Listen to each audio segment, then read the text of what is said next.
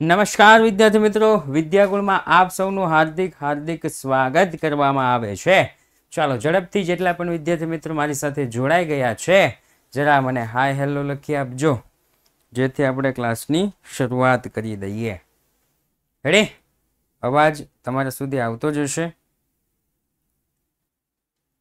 Okay okay, all set. ચાલો, બહુ બધા આપણે ચેપ્ટર એક દિવસ જોઈ ગયા. હવે આજથી જે પરીક્ષામાં એકદમ રેર કેસમાં પૂછાતા હોય અથવા પૂછાય તો એના પારિભાષિક શબ્દ પૂછાતા હોય એવું આજે આપણે ચેપ્ટર જોવાના છીએ. એનું નામ છે ચેપ્ટર નંબર 2, દેશી નામા પદ્ધતિનો પરિચય. રાઈટ? ઓકે, તો ગઈકાલે આપણે કયું ચેપ્ટર જોઈ ગયા હતા? તો કે સાહેબ ગઈકાલે આપણે જોઈ ગયા હતા ભાગ 2 નું ચેપ્ટર નંબર 5, વેપારી સંસ્થાના નાણાકીય પત્રકો. રેડી? વેપારી સંસ્થાના નાણાકીય પત્રકો, એ જેને આપણે ટૂંકમાં વાર્ષિક હિસાબ એવું કહીએ છીએ. વાર્ષિક હિસાબો. થઈ ગયું? ઓકે, હવે તો કે હવે આગળ વધીએ તો આજે આપણે જોવાના છીએ દેશી નામા પદ્ધતિ. મોસ્ટ ઓફ શાળામાં 3 ગુણનું પૂછાય. તમારી શાળામાં કદાચ બ્લુપ્રિન્ટ આપી હોય તો એમાં પણ 3 ગુણનું હશે, છે કે નહીં? તમારી શાળામાં બ્લુપ્રિન્ટ આપી હશે એમાં 3 ગુણનું હશે, છે ને? નહીં? ઘણાની શાળામાં આવું હશે જ નહીં. બાકી બ્લુપ્રિન્ટ હોય વાર્ષિક હિસાબો પૂછાશે. રેડી? અને 3 પારિભાષિક શબ્દ. અમને નહીં આપી બ્લુપ્રિન્ટ. ઓકે, ઘણી શાળામાં નહીં આપી હોય. એક દેશી નામા પદ્ધતિ 3 ગુણ, પારિભાષિક શબ્દ, પારિભાષિક શબ્દો, અને બીજું એક 3 ગુણમાં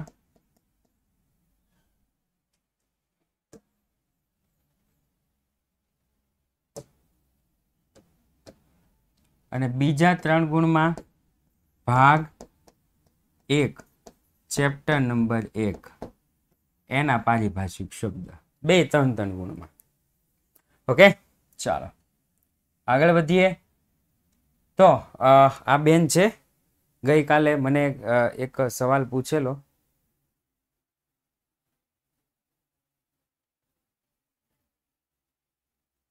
નથી હાજર? પાર્ટ 2 ચેપ્ટર 6 કોમ્પ્લિકેટેડ છે, કન્ફ્યુઝ બહુ કરે છે, યાદ જ નથી રહેતું. અચ્છા, ઓકે. એનો તો છે ને સ્વાધ્યાય છે ને, સ્વાધ્યાયની આગળ 14 આપ્યા છે. કયો સિદ્ધાંત છે યાદ રહે તો રાખવું, ન રહે તો કાંઈ વાંધો નહીં. 12માં બી કાંઈ કામનું નથી, યાદ રહે તો રાખવું. રેડી? હા, ઉદાહરણો આપ્યા છે, 14 ઉદાહરણ આપ્યા છે અને 14 કા 15 MCQ આપેલા છે. ઓકે, થોડો સમજવાનો પ્રયત્ન કરવાનો એટલે આવડી જાય. ઓકે, મને આ કોઈ બેને ઘણા ટાઈમ પહેલા સવાલ પૂછેલો હતો.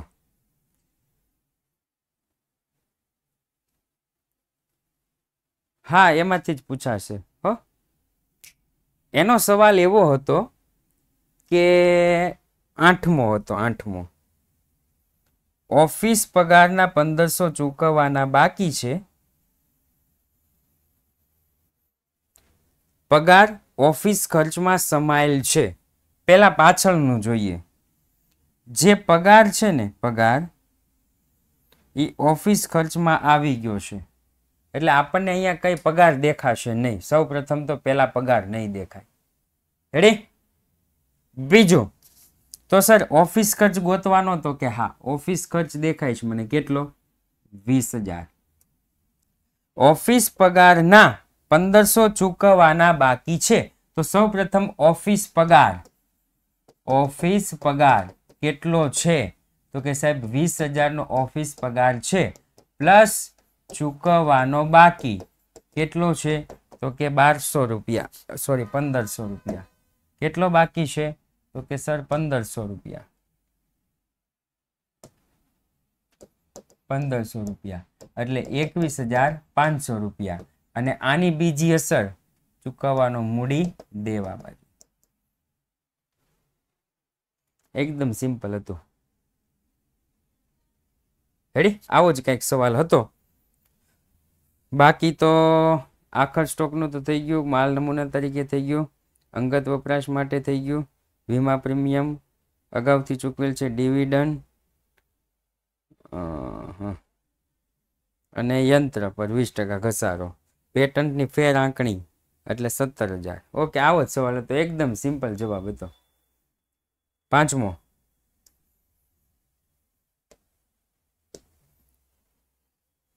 દેવાદારો 10,000 આ તો કરાવેલો છે. 80 પૈસા લેખે પ્રથમ ડિવિડન્ડ જાહેર કર્યું એટલે 20 પૈસા નુકસાની ગઈ. કેટલી નુકસાની ગઈ? 20 પૈસા. મને યાદ છે મેં કીધું હતું કે આ નથી આવડતું, થોડું કોમ્પ્લિકેટેડ લાગે છે, આને જવા દો ને, આ નથી કરવો. પછી છેલ્લે પેલું ઉમેરવાનું થયું, પછી પાછો ઉપર આવ્યો હતો. રેડી? ચાલો, દેવાદાર. દેવાદાર એટલે વેચાણ. દેવાદાર એટલે વેચાણ.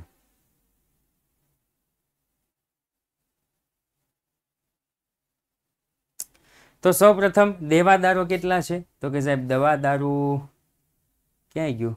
1 લાખનું.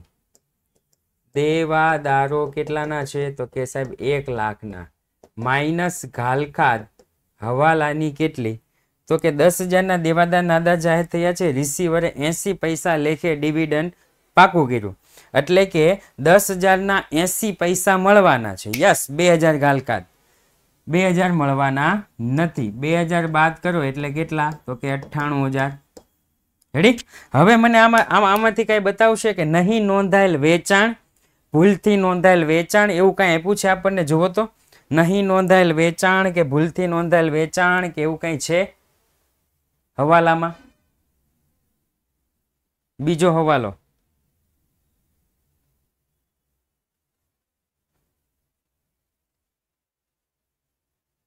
એ તો શું કીધું છે? 5,000 નો માલ નમૂના તરીકે વહેંચ્યો. માલ નમૂના તરીકે વેચો એને કહેવાય માલની અન્ય રીતે જાવક, ખરીદીમાં ઘટાડો, ખરીદીમાંથી બાદ. બીજો ખર્ચ તો કે બીજો નમૂના તરીકે વેચો એટલે જાહેરાત ખર્ચમાં પ્લસ થશે, જાહેરાતમાં પ્લસ થશે. એટલે આ તો દેવાદાર સાથે કોઈ લેવા દેવા નહીં. હવે મને એવું કીધું કે ત્રીજો, ભાવનાએ અંગત ઉપયોગ માટે લીધેલ 6,000 ના માલની નોંધ વેચાણ નોંધમાં થઈ છે. હવે ભૂલથી વેચાણ લખાઈ ગયું છે એટલે વેચાણમાંથી મેં કર્યું બાદ. ઓરિજિનલમાં હતું શું તો કે સાહેબ અંગત ઉપયોગ માટે ઉપાડ એટલે ઉપાડમાં કર્યું પ્લસ. આને લેવા દેવાદાર સાથે કોઈ લેવા દેવા નહીં. બીજું કઈ દેખાય છે વેચાણ નોંધવાળું? વેચાણ તો કે નહીં. બીજું કઈ છે નહીં. તો આગળ વાંચું છું. અને આખરી ડિવિડન્ડ જાહેર કર્યું. દેવાદાર 5% ઘાલખાદ અનામતની જોગવાઈ કરો. માઇનસ ઘાલખાદ અનામત 5%. માઇનસ ઘાલખાદ અનામત કેટલા ટકા? 5%. એટલે 98,000 ગુણ્યા 5%. વેચાણમાંથી 6,000 બાદ ના થાય તો? હા થાય ને, 6,000 બાદ તો કર્યા મેં.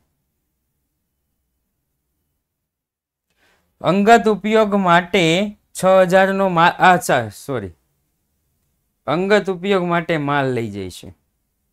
નોંધ ભૂલથી વેચાણ નોંધમાં થઈ છે. આ તો બાદ તો થઈ ગયા. કેટલા રૂપિયા હતા એ બાદ કરી દેવાના, જે બચે એ. સિમ્પલ. પાંચમું, ભાઈ આખરી ડિવિડન્ડ જોયું હોય ને એટલે થોડુંક ગભરાહટ થઈ હોય કે ઓહો આખરી ડિવિડન્ડ એ ક્યાં હે આખરી ડિવિડન્ડ. રેડી? ઓકે, ચાલો આવું હતું. હવે તો કે હવે દેશી નામા પદ્ધતિ. સૌપ્રથમ દેશી નામા પદ્ધતિની વ્યાખ્યા. શું કીધું છે? ભારતમાં ધંધાકીય વ્યવહારનું નામું લખવા માટે વપરાતી દેશી પદ્ધતિને કહેવાય દેશી નામા પદ્ધતિ. જેવી રીતના બોલી અલગ અલગ હોય એવી રીતના હોય. ત્યાર પછી લાક્ષણિકતા કઈ કઈ, તો કે સૌ પ્રથમ એનો ચોપડો. ચોપડો કેવો હોય, તો કે ઊભા અને કોરા પાનાવાળો, વચ્ચેથી દોરીથી બાંધેલો, લાલ રંગના પૂંઠાવાળો ચોપડો હોય. બીજું તો કે વિક્રમ સંવંત, આપણે તારીખ લખીએ તો આમાં વિક્રમ સંવંત લખાય. વિક્રમ સંવંત મુજબ કારતકથી આસો પ્રમાણે લખવામાં આવે. આપણે પેલી તારીખ લખીએ કે 22/3/2024, 25/3/2024 એવી રીતના. ઓકે. બાજુઓ તો દેશી નામામાં રોજમેળ, બેઠો મેળ કે ખાતા વહીની ડાબી બાજુને જમા અને જમણી બાજુને ઉધાર કહેવાય. થઈ ગયો? ઓકે. શ્રી શબ્દનો ઉપયોગ તો કે દરેક નામની આગળ શ્રી લખવામાં આવે છે. રકમ તો કે રોજમેળ અને ખાતા વહીને પ્રથમ રકમ લખવામાં આવે અને ત્યાર પછી બાજુમાં વિગત લખાય. ઓળાયો પરીક્ષામાં પૂછે હો, ઓળાયો એટલે શું? રૂપિયા અને પૈસાની રકમ જુદી પાડતી વખતે જેની નિશાની કરવામાં આવે અથવા તો બરાબરની નિશાની કરવામાં આવે એને ઓળાયો કહેવાય. બે શબ્દ છે, ધ્યાનથી સાંભળજો. પરીક્ષામાં તમારી શાળાકીય પરીક્ષામાં પૂછી લે કે ઓળાયો એટલે શું. નીચેનો પારિભાષિક શબ્દ સમજાવો. ઓળાયો. તો આમાં બે રીતના લખી શકાય. કેટલી રીતના? બે રીતના લખી શકાય. એક તો લખી શકાય અને બીજું લખી શકાય આવી રીતના લખી શકાય. 100 રૂપિયા 20 પૈસા, 100 રૂપિયા 20 પૈસા. રાઈટ. પછી સળ તો કે રોજમેળ અને બેઠો મેળ કે ખાતા વહીના ચોપડામાં પાનાની 8 સળ હોય, જ્યારે પેટા નોંધ 6 સળનો હોય છે. જો કે હવે સળ વગરના અને ખાના દોરેલા ચોપડાઓ આપણને મળે છે. રાઈટ. આગળ વિશિષ્ટ શબ્દો. દેશી નામામાં મૂડીને કહેવાય ભંડોળ. આપણે ચેપ્ટર નંબર 9 માં જોઈ ગયા. મૂડીને કહેતા હતા ભંડોળ. ઉપાડને કહેવાય ઘર ખરસ. ઉપાડને કહેવાય ઘર ખર્ચ. ફર્નિચરને કહેવાય સાધન સરંજામ. દેશી નામામાં હો. ફર્નિચરને કહેવાય સાધન સરંજામ. વેચાણને કહેવાય વકરો. શરૂની બાકીને કહેવાય પુરાંત જણશે. આખરની બાકીને કહેવાય પુરાંત બાકી. આવા શબ્દોનો ઉપયોગ પહેલા દેશી નામા પદ્ધતિમાં થતા હતા. ત્યાર પછી ખાતા વહીની વિગતો તો કે દેશી નામામાં વ્યવહારની રકમ, રોજમેળના પાના નંબર અને તિથિમાં લખવામાં આવે. જે રીતના દ્વિનોંધી નામા પદ્ધતિમાં કરીએ છીએ સેમ એવી જ રીતના. ભાષા પરીક્ષામાં 1 માર્કમાં પૂછાય હો કદાચ કે દેશી નામું કઈ ભાષામાં લખવામાં આવે છે. ગુજરાતી, હિન્દી, પ્રાદેશિક ભાષા કે ગામઠી ભાષા? આવું પૂછાય. રેડી? તો કે પ્રાદેશિક ભાષા. દેશી નામા માટે મોટા ભાગે કઈ પેનનો ઉપયોગ થાય છે? દેશી નામા માટે તો કે કાળી શાહી. જ્યાં સુધી કાળી આપ્યું હોય ત્યાં સુધી ભૂરીને અડવાનું નહીં. રેડી? કાળી શાહી. અને હવે કઈ શાહીનો ઉપયોગ થાય? તો કે ભૂરી શાહીનો ઉપયોગ. પારિભાષિક શબ્દ. પારિભાષિક શબ્દો. ચાંદલા ખાતું. ધંધાદારી સંબંધના કારણે કોઈ ગ્રાહક કે વેપારીને ત્યાં શુભ પ્રસંગે જાય એટલે ખાઈને પછી બહાર ટેબલ જ નાખેલું હોય કે બોલો તો કે 51 રૂપિયા લખો ને. અભિષેકભાઈ ધરમસિંહભાઈ ડોબરિયા. હા, ઘણા શું કરે કે ઓલા પણ લખાવે, લખો ને 101 રૂપિયા. કણઝરિયા પ્રદીપ, ગામ તો કે XYZ. પછી 101 રૂપિયા લખાવે પણ આપે 100 રૂપિયા જ તેને.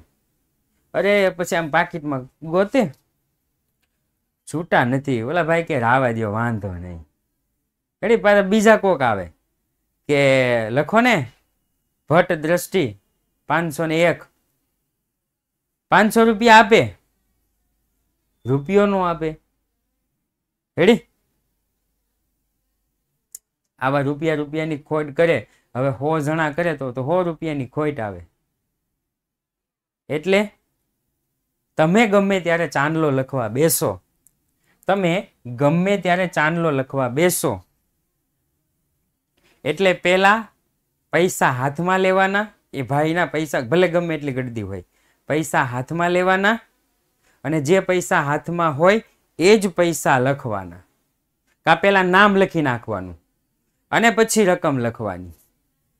લખો 51 રૂપિયા, તો આપે 50 રૂપિયા જ તેમ. રૂપિયા ને આપણે તો હિસાબ આપવો પડે ને, રૂપિયાનો હિસાબ તો આપણે આપવો જ પડે કે એટલા રૂપિયા થયા, એમાંથી 150-200 રૂપિયા ઘટતા હોય, 200 જણા નખાવી ગયા હોય ને 200 રૂપિયા ઘટતા હોય એટલે આપણે ગોથે ચડવી, 200 રૂપિયા ગયા ક્યાં, આપણે તો લીધા નથી, ભૂલમાં ખિસ્સામાં નથી વહી ગયા ને. રેડી? એટલે ગમે ત્યારે તમે હવે ભવિષ્યમાં ચાંદલો લખવા બેસો ભાઈઓ, પેલા નામ લખવાનું, પછી હાથમાં પૈસા આવે પછી પૈસા લખવાના, જેટલા રૂપિયા આપે હોય એટલા. અનુભવ બોલે છે, 1 રૂપિયાની મિસ્ટેક આવે નહીં. 500 રૂપિયા હોય તો 500 રૂપિયા જ લખવાના, ભલે ભાઈ 501 બોલ્યા હોય. 551 હોય તો 550. જોકે રૂપિયો આપે તો રૂપિયો લખજો પાછા. હા, રૂપિયો આપે તો રૂપિયો લખજો. હા, અરે અને વ્યવહાર હંમેશા મોટો બનાવવો, દિલ હંમેશા મોટું રાખવું. તમે જેટલું આપશો એનાથી ડબલ તમને મળશે. એટલે કોઈ એક વ્યક્તિ હોય, માની લો કે આદિત્ય છે, તો આદિત્ય કોઈને 10 રૂપિયા આપે તો એને 10 રૂપિયા જ મળે. જેવો તમે વ્યવહાર કરો એવી રીતના મળતું હોય છે. રાઈટ? એટલે ચાંદલા, એ ચાંદલા ખાતે ઉધાર થાય, આ જ રીતે શુભ પ્રસંગે મળતી રકમ ચાંદલા ખાતે જમા થાય. હવે ચાંદલો કે ભેટ આપવાના થાય ત્યારે દુકાનનો ખર્ચ હોવાથી શ્રી દુકાન ખર્ચ ખાતે ઉધારાય છે. હવેની વાત છે. રાઈટ? ઓકે. હસ્તે, હસ્તે ઓલું હસ્ત લખે, ખબર છે? ગમે ત્યાં કંઈક દાન કે એવું કંઈ આપવાનું હોય તો માની લો કે દાદાના પપ્પા હોય એ જીવિત ન હોય એટલે આપણે લખી નાખીએ હસ્તે. ઓકે, આલ્યો 51 લાખ રૂપિયા, દાદાનું નામ લખો. હસ્તક, તો કે હસ્તક 51 લાખ છે એટલે કોઈ નાની એવી પાર્ટી ન હોય. કદાચ તમે નામ સાંભળ્યું હોય તો, શું નામ હતું ભૂલાઈ ગયું મને. 51 લાખ છે એટલે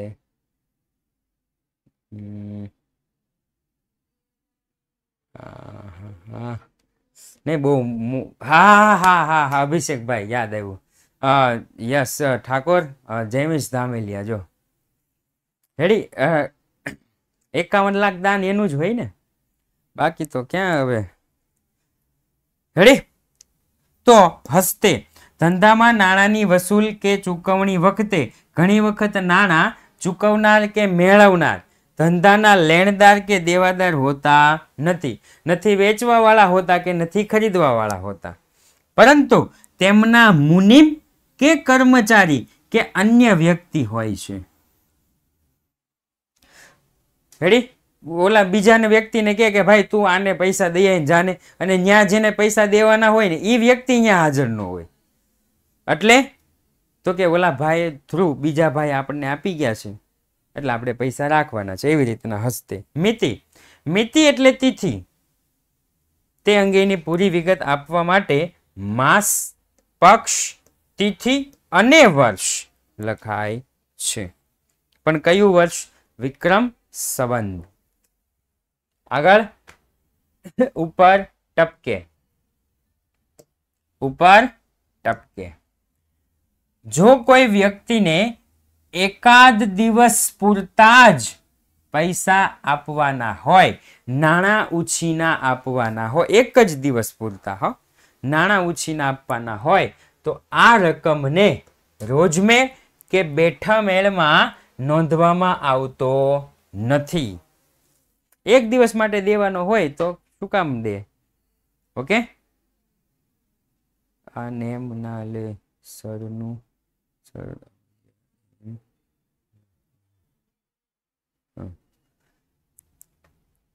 દિવસના અંતે આખરની શિલ્લક શોધતી વખતે ઉપર ટપકે રકમ શિલ્લકમાં છે તેમ માની તેને અલગ દર્શાવાય છે. એક દિવસ માટે લઈ ગયું હોય તો એક દિવસ રાત પૂરી થાય ત્યારે આપી જવાનો હોય.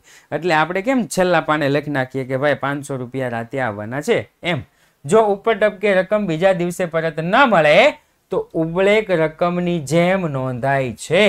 વેપારી આ પ્રથાને હવે ઉપયોગ કરતો નથી. દુકાન ખર્ચ.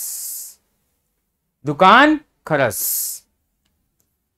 વેપારી ધંધાના નાના અને પરચુરણ ખર્ચ માટે આ ખાતું રાખે છે.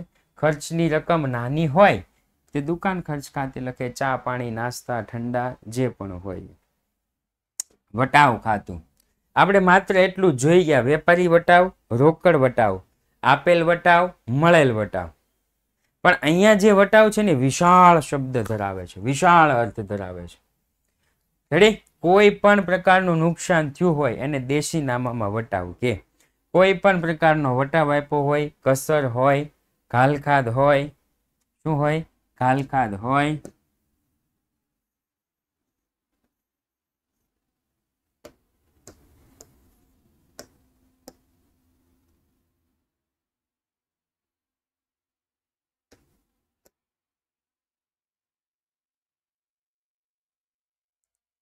વગેરે શ્રી વટાવ ખાતે નોંધાય છે. વર્તમાન સમયમાં દરેક ખર્ચ જે તે ખર્ચ ખાતે નોંધાય.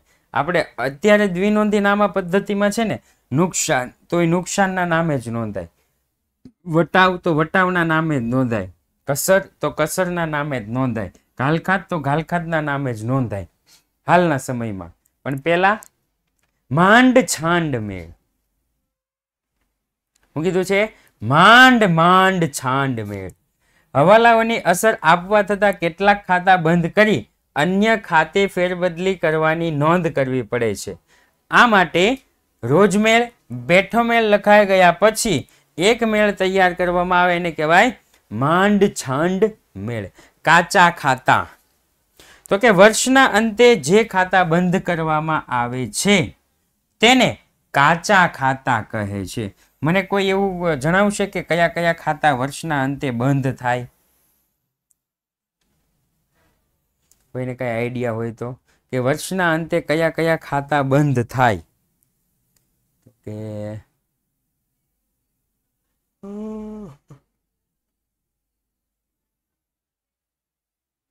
યસ, વેરી ગુડ અભિષેકભાઈ. Yes yes yes. એનો મતલબ એમ થયો કે વર્ષના અંતે કયા કયા ખાતા બંધ થાય. તો કે સાહેબ વેપાર ખાતામાં જેટલી પણ વિગત છે એ, નફા નુકસાન ખાતામાં જેટલી પણ વિગત છે એ, આ બધા જ ખાતા બંધ થાય છે. જ્યારે પાકા સરવૈયામાં મૂડી દેવા બાજુ અને મિલકત લેણા બાજુ જે ખાતા છે એ બંધ થતા નથી. રેડી? યસ, પાકા સરવૈયામાં જે પણ ખાતા છે બંધ થતા નથી. સાહેબ આમાં બહુ કઈ ખબર ન પડી. કેટલાને ખબર ન પડી? મને તો ન ખબર પડી. હાલો, આને ન ખબર પડી, આને ન ખબર પડી, મને ન ખબર પડી. અચ્છા, તમને ખબર પડી ગઈ. ઓકે, હાલો થોડું કંઈક સમજીએ. હા, ઓકે. વર્ષના અંતે ખાતા આ જો દ્વિનોંધી નામા પદ્ધતિમાં આવે. હો, આ દ્વિનોંધી નામા પદ્ધતિમાં આવે કે વર્ષના અંતે ખાતા બંધ થઈ જાય છે. રેડી? માની લ્યો કે ખરીદ ખાતું અથવા તો પરચુરણ ખર્ચ ખાતું અથવા તો ઘાલખાદનું ખાતું અથવા તો વટાવનું ખાતું અથવા તો કસરનું ખાતું, જે પણ ખાતા હોય એ કાં તો વેપાર ખાતામાં લખવામાં આવે કાં તો નફા નુકસાન ખાતામાં લખવામાં આવે. આ જે વેપાર ખાતું નફા નુકસાન ખાતું છે 2023 છે. રેડી? હવે 2024 હું વેપાર ખાતું કે નફા નુકસાન ખાતું હું બનાવીશ તો આનો આ ખાતાનો પાછો ઉપયોગ કરીશ. વેપાર ખાતામાં ખરીદી જ્યાં અટક્યા ત્યાંથી હવે 2024 ચાલુ કરો. નફા નુકસાન ખાતામાં જ્યાં ખર્ચો કર્યો તો ત્યાંથી 2024 ચાલુ કરો, એવું કરીશ નહીં. એનો મતલબ એમ થયો કે વેપાર ખાતા નફા નુકસાન ખાતું બંધ થઈ જાય છે, એનો ઉપયોગ થતો નથી. જ્યારે મિલકત લેણામાં સાહેબ 2023 છે એ 2023માં મિલકત 2,50,000 રૂપિયા હતી. આખું વર્ષ વાપરી માઇનસ ઘસારો 50,000 થયો તો વધ્યા કેટલા? તો કે 2 લાખ. આને આવતા વર્ષે લઈ જવાય કે ન લઈ જવાય? આ 2 લાખ ને આવતા વર્ષે લઈ જવાય કે ન લઈ જવાય? તો કે સાહેબ લઈ જવાય. રેડી? એટલે આ જે મિલકતો છે એના ખાતા બંધ થતા નથી. આ જે દેવા છે, મૂડી છે, એના ખાતા બંધ થતા નથી. એ આગળના વર્ષે લઈ જવાય છે. જ્યારે ખર્ચ અને આવકના ખાતા આગળના વર્ષે લઈ જવાતા નથી. રેડી? ઓકે, ચાલો આગળ આપણે જોઈએ તો એના પછી કાચા ખાતા આવી ગયું છે. ધંધામાં માલ અને ઉપજ ખર્ચના ખાતાઓને કાચા ખાતા કહે છે. કાચા ખાતા બંધ કરી ખરીદ વકરા ખાતે કે વટાવ ખાતે લઈ જવામાં આવે. કાચા ખાતા પરથી ધંધાનું પરિણામ કે નફો નુકસાન જાણી શકાય છે. પરીક્ષામાં 1 માર્કમાં કદાચ પૂછાઈ શકે. કાચા ખાતા પરથી ધંધાનું શું જાણી શકાય છે? તો કે નફો કે નુકસાન. રેડી? ચાલો એના પછી પાકા ખાતા. તો કે સાહેબ વર્ષના અંતે જે ખાતા બંધ કરવામાં નથી આવતા એને શું કહેવાય? પાકા ખાતા. રાઈટ? શ્રી ભંડોળ ખાતું. ભંડોળને શું કહેવાય સર? તો કે મૂડી. ભંડોળને શું કહેવાય? મૂડી. રેડી? ઓકે, ચાલો એક વખત બોલી આપણે કંઈક કરી દઈએ ને. શું છે કે વાંધો ન આવે.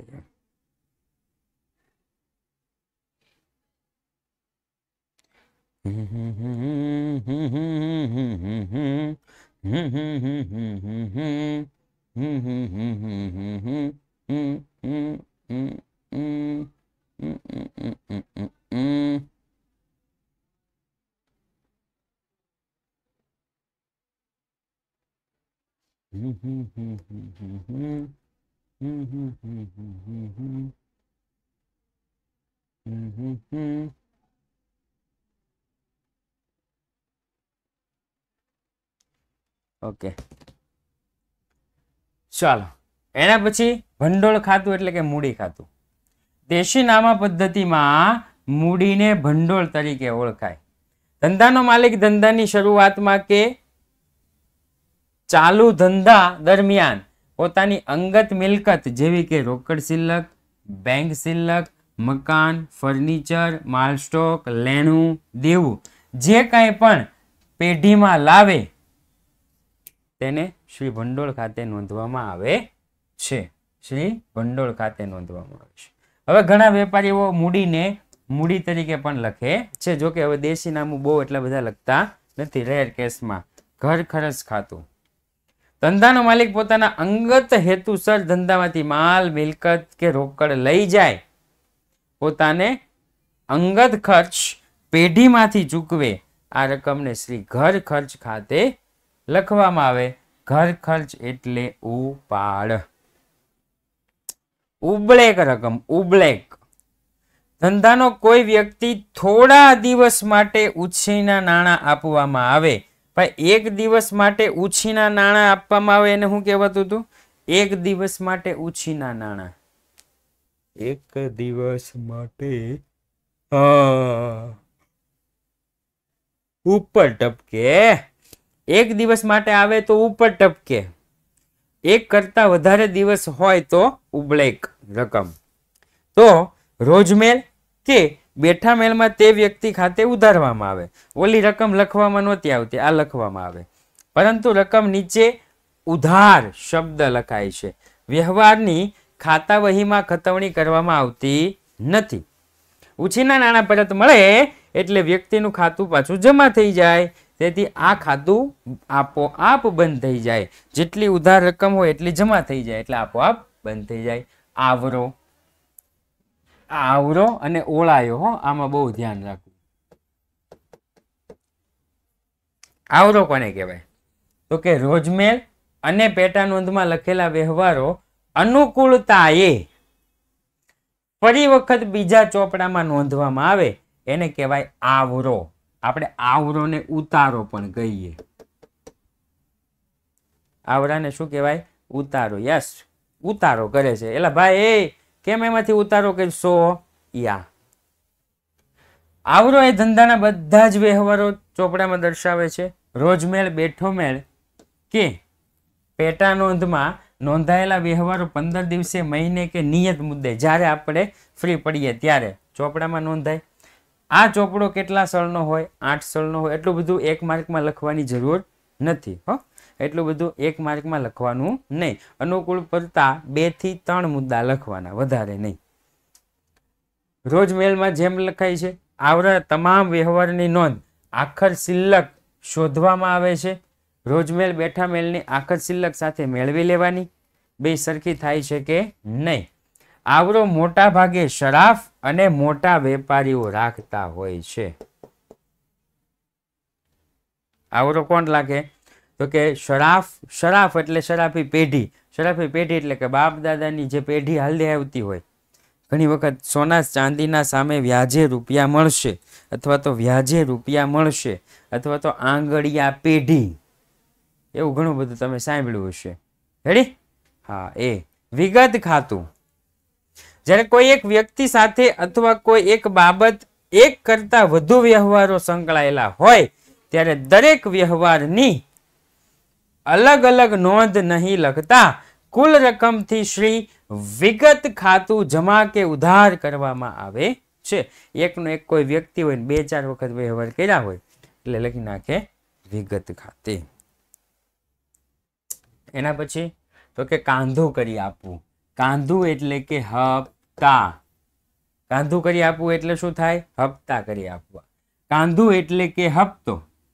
શરાફ જેની પાસેથી લોનની રકમ વસૂલવાની હોય તે રકમ હપ્તેથી વસૂલ કરવાનું નક્કી કરે તો તેને કહેવાય કાંધું કરી આપવું. રેડી? દરેક હપ્તાની રકમ કાંધાની રકમ તરીકે ઓળખવામાં આવે છે. આપણે બેંકમાં જઈએ અને બેંકમાં મકાન માટે લઈને લોન મૂકીએ અને એ જે લોન હોય એના જે પૈસા આપણે હપ્તે હપ્તે ભરીએ છીએ, રોકડેથી કોઈ ભરતા નથી. રેડી? એને કહેવાય કાંધું કરી આપવું. નહીં તો આજ ઓલા ચશ્માવાળા ભાઈને ઉપાડ્યો એમ ઉપાડી જાય આપણને. તેને રોકડેથી મકાન લેવી તો ઓલા ચશ્માવાળા ભાઈને આજ ઉપાડ્યો, ખબર છે? સવારના પોરમાં. હા, નહીં ખબર? ઓલા ચશ્માવાળા મૂછ લાગે. અરે વાહ કૃષ્ણબેન, બહુ અપડેટ હો. પણ તમે, હું નામ ન લઉં કોઈનું. આજ સુધીમાં મેં કોઈ નામ લીધું જ ભાઈ? નામ ન લેવાય, કોઈનું નામ ન લેવાય, નકર આપણને ઉપાડી જાય. રેડી? ઓકે. એટલે કાંધું કરી આપવું. ચાલો એના પછી કોથળી છોડામણી. શું લખ્યું છે? કોથળી છોડામણી. આ ઓલું હુંડી જેવું થયું. 2000ની હુંડી હોય, 25 તારીખે પાકતી હોય, પણ તમારે 22 તારીખે પૈસાની જરૂર હોય એટલે તમે બેંકમાં જાઓ કે બેંક પૈસા આપે એટલે બેંક કે આપવું ખરા પણ થોડાક પૈસા કમિશન કાપવું પડે ને, તમારે વહેલા જોતા છે ચાર્જ. કોથળી છોડામણીમાં એવું. પહેલા તો બહુ બેંક કે એવું કઈ હતું નહીં એટલે શરાફો હતા બધા.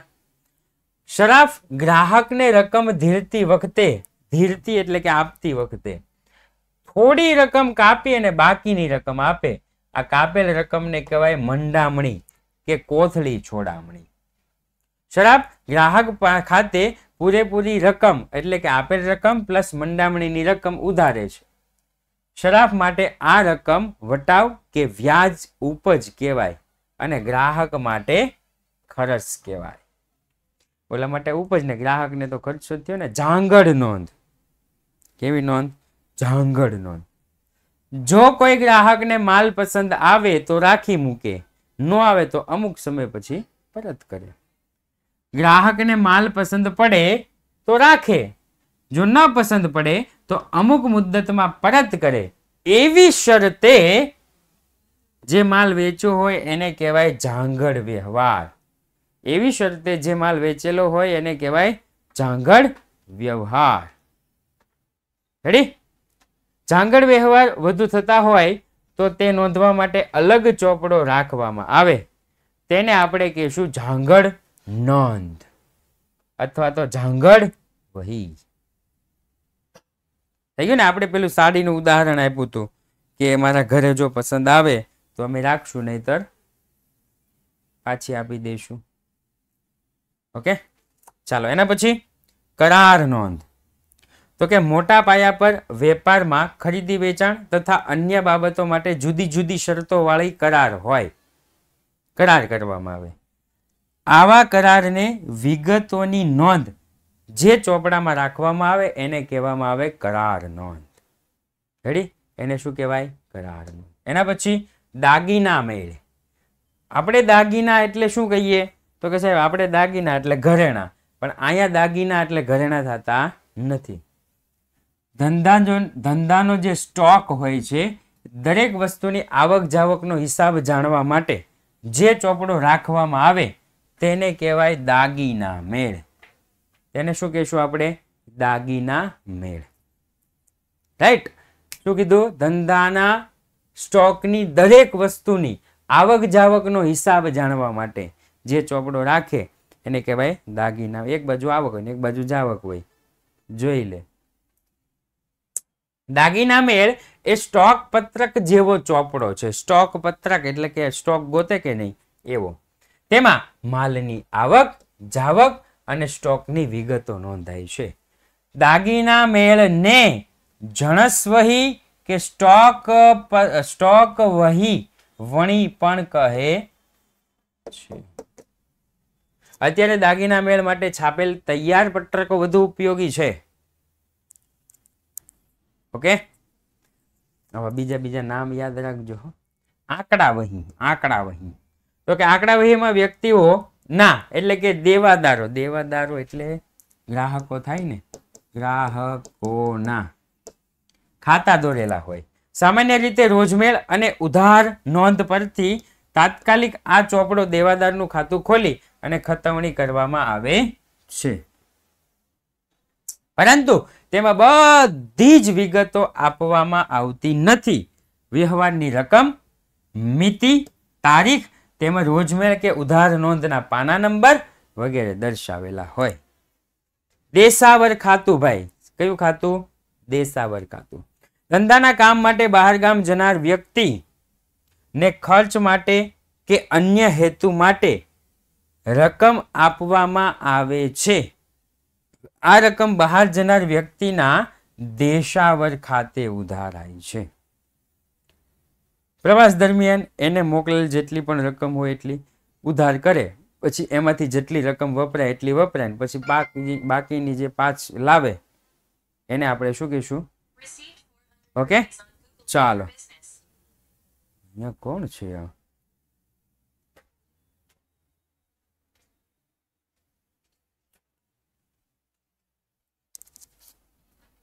ઓકે, થઈ ગયું. ઓકે, ચલો પેલો 12માનું લઈ લીધું છે તમે એડવાન્સમાં. હવે કંઈક જીટીએસસી નું એક પેલું આવી ગયું છે.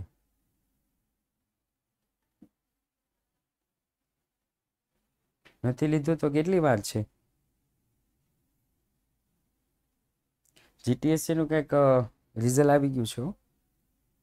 કીધું તમને એક્ઝામ પછી. કેમ ડાઉટ છે ફેલ થશ? હે કૃષ્ણાબેન?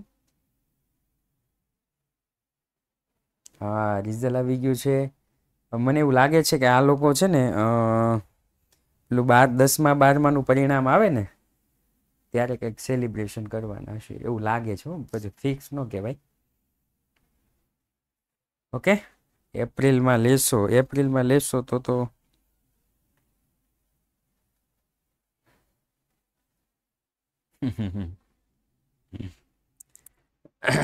ઓકે.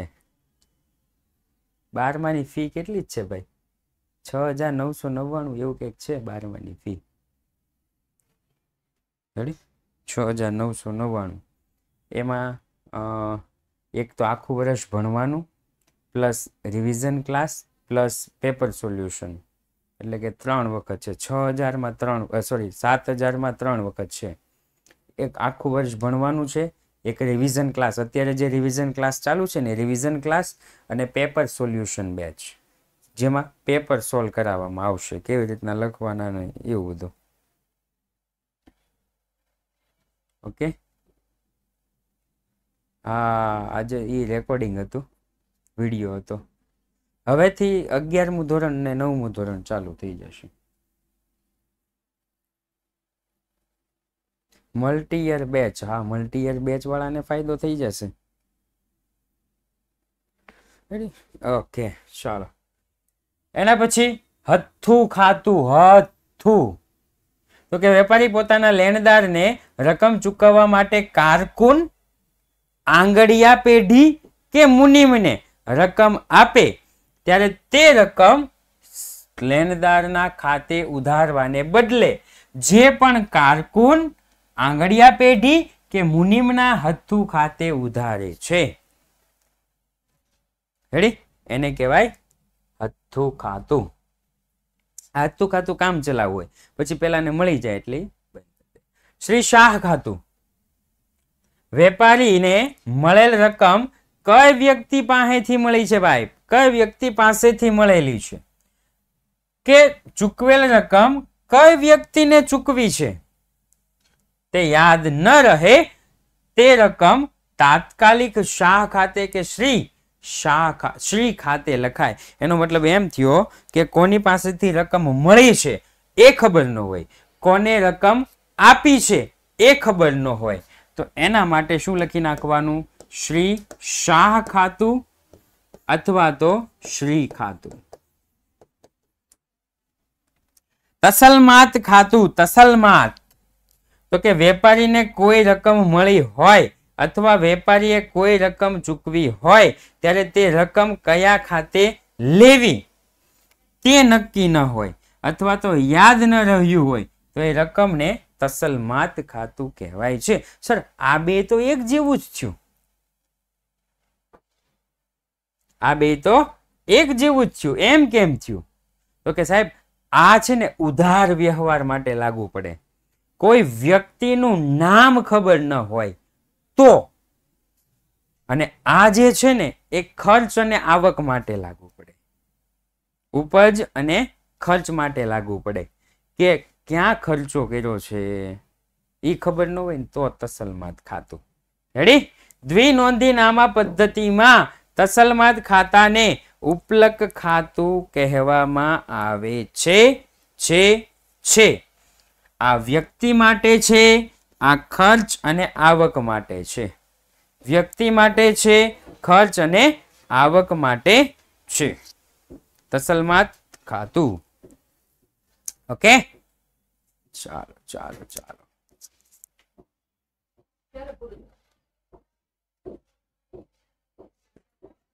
ચલો એના પછી તો કે આંકડા વહીનો બીજા કયા નામે ઓળખાય? તો કે કાચી ખાતા વહી, કાચી ખાતા વહી અને સુધા વહી. કાચી ખાતા વહી અને સુધા વહી. ઉતારો એટલે શું? તો કે ઉતારો આરતી શ્રી કૃષ્ણ ઘેરે આવ્યા. દેશી નામામાં દરેક ખાતાની બાકીના આધારે વેપારીનો એક પત્રક તૈયાર કરવામાં આવે એને કહેવાય ઉતારો કહેવામાં આવે છે. દ્વિનોંધી નામા પદ્ધતિમાં આ પ્રકારના પત્રકને કાચું સરવૈયું કહેવામાં આવે છે. ઉતારો એટલે કાચું સરવૈયું, પણ તમને અર્થ પૂછે તો ઉપરનો લખવાનો. આ જે ઉતારો છે કેવી રીતના તૈયાર થાય? તો કે 8 સળ હોય છે. ઉતારાની જમા બાજુએ જે ખાતાની જમા બાકી હોય એ લખવામાં આવે, ઉધાર બાજુએ જે ખાતાની ઉધાર બાકી હોય એ તો આપણે લખીએ છીએ ને, કે ખર્ચની તો કે ઉધાર બાકી, આવકની જમા બાકી, મિલકતની ઉધાર બાકી, દેવાની જમા બાકી, રોકાણની ઉધાર બાકી, આપેલ વટાવ છે તો આપેલ વટાવની ઉધાર બાકી, મળેલ વટાવની જમા બાકી. રેડી? એવું બધું આપણે લખીએ છીએ. તો એક પ્રકારનું કાચું સરવૈયું છે. કાચા સરવૈયામાં એ જ હોય. તારીજ કોને કહેવાય? તો કે જમા નોંધની રકમનો કુલ સરવાળો શ્રી ખરીદ ખાતે, ઉધાર નોંધની રકમનો કુલ સરવાળો શ્રી વકરા ખાતે નોંધવામાં આવે છે, એને તારીજ કહેવામાં આવે છે. કુલ સરવાળો. કેવો સરવાળો? કુલ સરવાળો. રેડી? ઓકે, ચાલો. તો આ સાથે જ આજનો ક્લાસ પણ અહીંયા આપણે પૂર્ણ જાહેર કરીએ છીએ. આવતીકાલે આપણે લેવાના છીએ chapter number 9. Chapter number 9. Okay, અને આ જે ચેપ્ટર નંબર 9 છે એ છે બિન વેપારી સંસ્થાના હિસાબો. રેડી? ઓકે, તો આ સાથે જ આજનો ક્લાસ અહીંયા પૂર્ણ જાહેર કરીએ છીએ. જય હિન્દ, જય ભારત.